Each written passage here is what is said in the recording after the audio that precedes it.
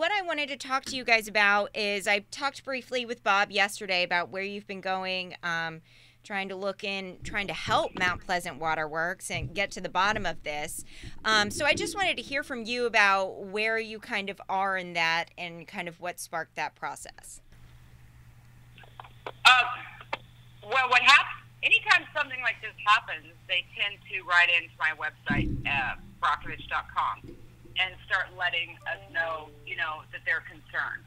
So that's what tipped me off first. And then Bob and I talk, and one or both will begin to look into it.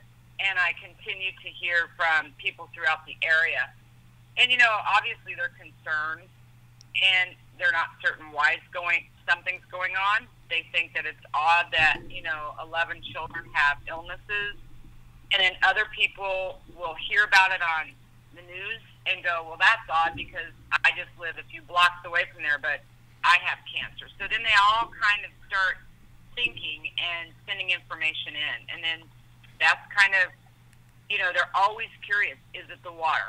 I can't tell you how many times this happens. And when this happens a lot, a town ends up with a lot of sick kids or people with cancer, and they start getting concerned that it's the water, and they start asking a lot of questions.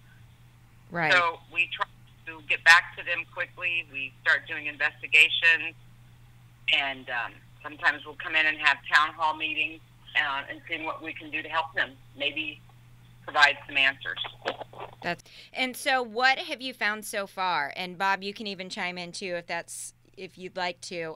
What kind of have you been trying to find out and working with Mount Pleasant over? Well, I can let you know what I'm up to. I'm trying to get the water quality results out of what they call UCMR, the Unregulated Contaminant Monitoring Rule, that they said that they had, but they haven't actually produced.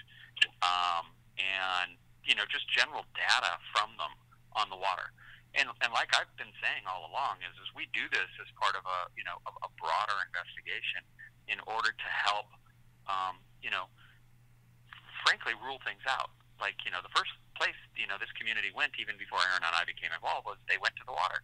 And so we want to look at the water conditions and look at the water situation and ensure that these chemicals that shouldn't be in drinking water are, in fact, not there. Unfortunately, because they're not producing the data, it's causing us concern. They say they have it, and then they don't give it. Or they say, oh, well, you're going to have to get that from Charleston, and then Charleston's saying you got to get it from Mount Pleasant. It's just turned into this kind of quagmire where nobody's wanting to cough up the information. But at the same time, we're doing a area-wide industrial survey just to find out what industrial type operations are in the area and the chemicals that they use that could find their way into the water supply. And that's leading to a lot of the statements that we're making about the chemicals that are known to exist in the watershed, in the Bushy Creek Reservoir, in the Cooper River, in the Ediston River. And then just looking at the industrials in and around that particular neighborhood, it's safe to say it's a higher concentration of industrial chemical manufacturing and chemical uses than you would see in any major metropolitan city anywhere in the world. I mean, you guys got virtually everybody in town, you know that, right? DuPont, and you've got BP, and you've got Honeywell, all these different, Nucor, and all these different things. And then on top of that, the defense industry. You have a naval weapons station that's literally the national headquarters for the nuclear program for the naval weapons station. Literally, the naval weapons station, the head of the nuclear program for the military is across literally from the intake for your drinking water system. Wow. Does that mean there's anything to be concerned about there? No, but let's look at it. And that's all we're doing at this point. The sad thing is the first thing we should be doing is ruling out the water supply, and they're not doing a whole lot to be cooperative in that effort. Frankly, as I said yesterday, I think it's because they just don't have the information and they're running scared. What's sad is they're doing these tests at these homes, and they're testing for 19 pesticides. Well, if the drinking water system is able to convert from surface water to reverse osmosis groundwater, what water were those homes getting the day that they took their litmus paper tests and identified that there were pesticides present? What water were they using at the time the state came out and did the tests? Nobody knows. Yeah. Yeah. You could have been on groundwater when the state ran the test, and they could have been on surface water when they ran the test. Yeah. Until you start doing those basic, simple, easily identifiable situations, all this testing is just giving people a false sense of security. And we're not trying to fearmonger. That is just driving me nuts that people are saying, oh, it's fearmongering. No, we're just asking really simple questions. And sadly, when sophisticated professionals aren't answering simple questions, that leads to further concern. And Erin, I do have another question for you. I think a lot of people, once you made your post on Facebook about this, it kind of resonated with a lot of people like, oh, wow, maybe this is an issue. Do you encourage, the moms at home who might be concerned to take their own at-home tests or to filter their water? What's kind of your advice to them? I encourage everyone to filter their water because I know what's going on out there. And you kind of have to know what's in your water. I encourage moms to get active, become aware, to ask questions. Certainly, we're going to ask them if they haven't already done it, and we can put that up on Facebook to get their own water quality report, which probably isn't necessary because I guarantee Bob's going to already know it. And to ask, questions of their city council around town. Oftentimes we don't get involved that way until something's going on or we don't make a connection. So A, that's why they reach out to me. And B, yes, every single time I could give you a book full of stories where this has happened. And once we just get them involved, they'll take on the process themselves, if you will. There's nothing like a mad mother and one that's got a sick kid. They will start uncovering rocks like I've never seen because they want answers, and they do find it odd. And then when they start realizing that their child isn't the only one sick, but there's 5 or 10 or more, they let a lot of common sense gifts start to kick into gear, and they use them. And so, yes, I do.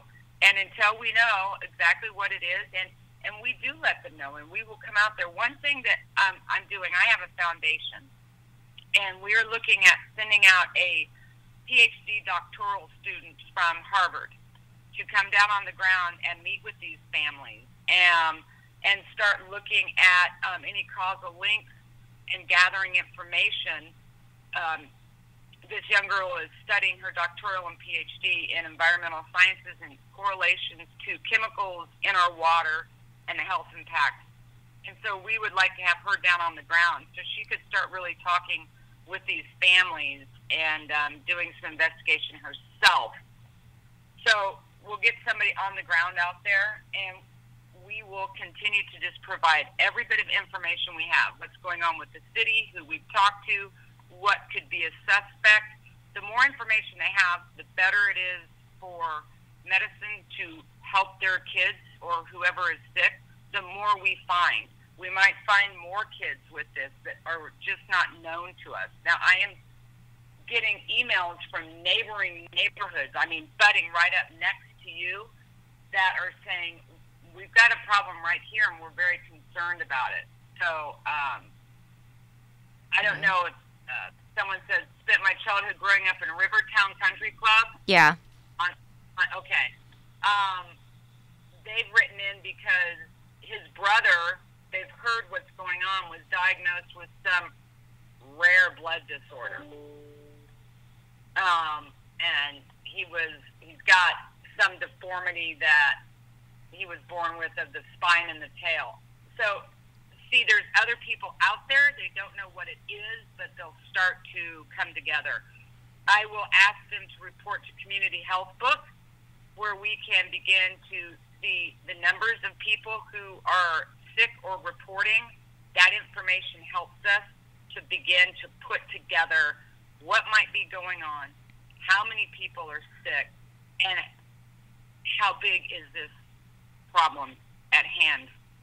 Well, I know that a lot of people here really appreciate you taking time to look into this.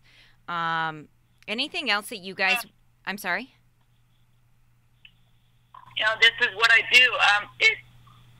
It upsets me because I know, and Bob made a comment about, someone will say this is fear-mongering and stuff.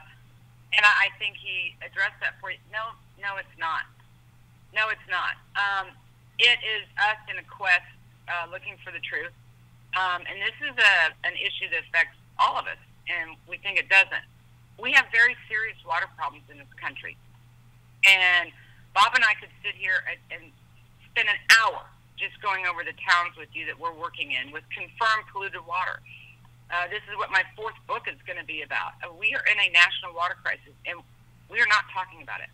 And these people are concerned, and they have every right to ask questions. They have every right to have meetings. They have every right to communicate with each other, find each other, because when they get united, it empowers them. And oftentimes they won't speak up, they won't speak out because they're afraid. And this is not about wanting to sit here in a blame game. This is about what the hell is going on. These children are sick. Is there a factor involved here that we could eradicate, that we could learn about, that could help doctors help these kids to know what might be connected to it? Maybe not. Maybe it is. But information is what these families need. And that's what we're trying to do. That's what we want to help them do, is to organize, find each other, communicate, get involved, and help themselves in a situation where without us doing that, we might not ever know. But at least we have a shot at looking at something. And listen, we've started these projects before and found out that, once in a while things are an anomaly. We don't know. This happened to us in Florida. We don't know. But the community is concerned. They have come to us, and I will do my best to have someone on the ground, tell them where to go, what we've learned, do an investigation, and take it from there. All right. Awesome. All right. Anything else that you guys want to add about kind of where you stand with it right now? I know it's still in the very early stages, and y'all are waiting to get the information back from Mount Pleasant Waterworks, but anything else that you want the community to know at this point in time? For me, again, they can report to, we don't have a national registry database in this country, if you can believe that, for cancers. In 2017. Wow. So many people report to my community health book. .com. That's where we find each other. And that's where you'll see in an area now, I think we've already had quite a few from South Carolina report there. And all of a sudden the map lets us know by way of a flag, hey, there's a lot of people reporting from this area. And it alerts us to what's going on. See, we think it's one person, and sometimes it's 100. Yeah. So we definitely encourage them to do that. And we're going to talk about, by the end of August, having somebody down on the ground, whether it be held in a community meeting or just privately. I'll encourage them to reach out to me, to have this Harvard PhD student who is doing her doctorate on the associations of environmental chemicals and our health and our welfare. We've always been disconnected from that. I think there's suppression because people don't want you to find the link to that. But I just think so many of us are going, come on. We have so many issues, and we know we have these chemicals and these pollutions. And like up in Wilmington, North Carolina, a chemical was in the water for 30-plus years. Oh, see, now it made sense to everybody why they all had thyroid cancer and kidney cancer and testicular cancer. Wow. So these things happen, and there's a disconnect. And so we want to start helping to make those connections so we can better the environment and better our health. Yeah. And just to clarify, so that, because I know you're an exceptional reporter, you're going to go, gosh, there's no National Cancer Registry. What's she talking about? And you can Google National Cancer Registries, and they do exist, okay, but only 7 states participate. So Right. It's hardly a National Cancer Registry. So Okay. It's one thing to say that something exists, and it's another thing to, is it real? They actually have large metropolitan areas. There's probably 10 different databases out there. and a couple of them call themselves the National Registry, but none of them are. Just so it's perfectly clear. You can find the National Registry, and they'll talk like they're the National Registry, but then when you look at their data set, it's seven Oh, states. wow. Okay. Yeah. And let me also say, before President Obama left office, within the new Toxic Substance Control Act, there is a law called Trevor's Law. And signed by President Obama, it states that the government shall build a National Cancer Registry database. Yeah. Okay. Because see what happens and what it just happened, and it'll take decades to even start. They won't get it done. I started 8 years ago. Yeah. And it doesn't make sense. And again, I could beat my head against a wall. I'm a foot soldier. I'm on the ground. And all these people that come to me in this community, Mount Pleasanton, they're living it. And we want to come in and look at it. We need them to report because people move away. And that's the thing that has startled me every single time with people reporting to my map. There could be 10 more children who grew up there that have moved away. Yeah. That know what's going on and see what happens when they do. They'll report back to me. Just like I was reading to you that email that came in from somebody that grew up on Oakhurst Street. Okay, so what else is going on out there? We've got the children with the brain tumors. Now, I'm getting reports of people who are specifically telling me what street they lived on. Mm-hmm. And they have rare cancers. So what's going on? Yeah. So there is no registry that allows us to look at that. For the purpose of, we have to understand in science, it comes down to numbers. And if we don't have that, we don't find the people, and then what will happen on the other side, they'll go, well, that's a normal statistic to have 4 or 5. But let me tell you something, when you got 400, no, that's not a normal statistic. And I guarantee you, information that agencies, state and federal, do not have. So are we missing a cluster? Are we missing something? And that's why we're there. Okay. Because I think we deserve answers. And we'll be the first one to tell them if there is something, and we will also be the first one to tell them. We came out, we've looked at this. I wish I could give you better news. We just absolutely cannot see or find or have any idea what in fact could be causing this.